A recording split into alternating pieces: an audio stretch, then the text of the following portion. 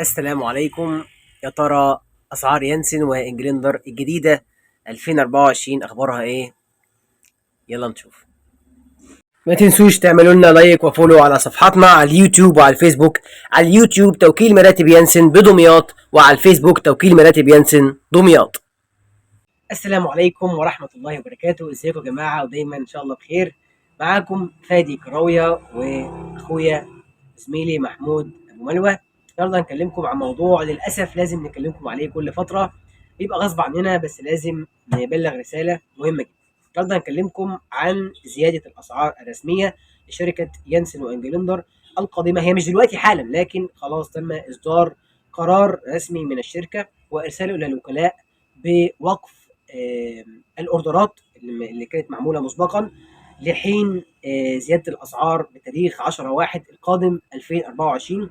اللي عايز يشتري وقرر الشراء خلاص أصدره، ما يستناش ولا لحظة ولا لحظة ولا لحظة، يشتري فورا. قدامك 3 4 أيام 5 أيام بالكتير.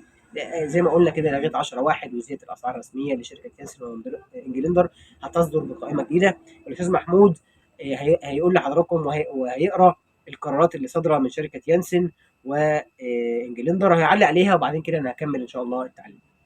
شركة مثلا يانسن الفرعية يانسن اللي هي المنفصلة المتصلة اللي هي يانسن برستيج ويانسن العادية، نظرا لتغير الظروف الاقتصادية المحلية العالمية تم إلغاء الطلبات المرسلة من قبل، وسيتم وقف استلام الأوردرات الجديدة حتى يوم 10/1 لحين تعديل الأسعار.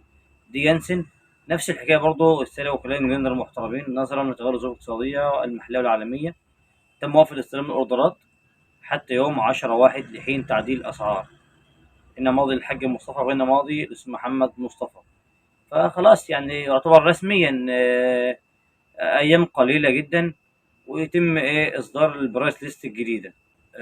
طبعا برضه لو احنا جينا نبص لشركة يانسن وانجلندر هنقول إن انجلندر ما زودتش أسعارها من شهر 2 2023، وشركة يانسن ما زودتش أسعارها من شهر 5 2023.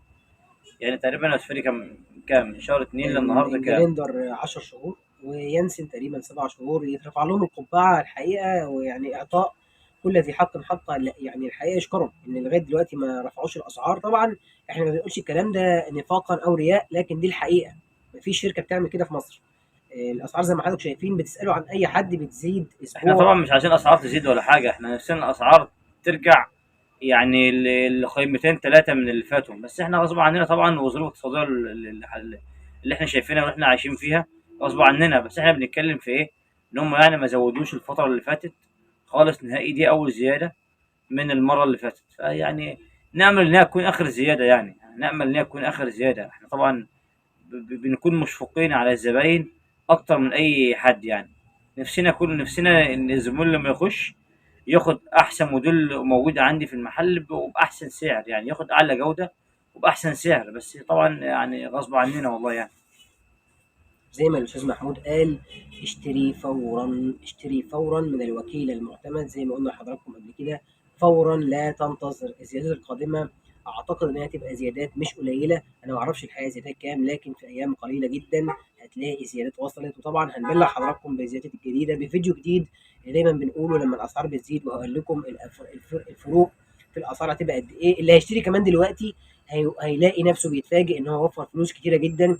فحتى لو الاسعار دلوقتي زياده، بعد كده هتبقى اغلى. لو خلاص استقريت واخدت قرار الشراء، ما تستناش ولا لحظه. لو في متوفر حاجه ما تاخدها، خدها. لو في حاجه بديله ليها بنفس المواصفات اقل او ازيد، خدها على طول. والحمد لله والشكر لله، احنا عندنا موديلات كتيره جدا منوعه. ان شاء الله مش هتلاقي كله موجود، لكن لا قدر الله لو ما لقيتش النوع اللي انت طالبه ما تطلبش، لان تم ايقاف الاوردرات. ولو طلبت تاخد بالسعر الجديد، فخد المتاح فورا، لا تنتظر اذا كنت اخدت قرار الشراء.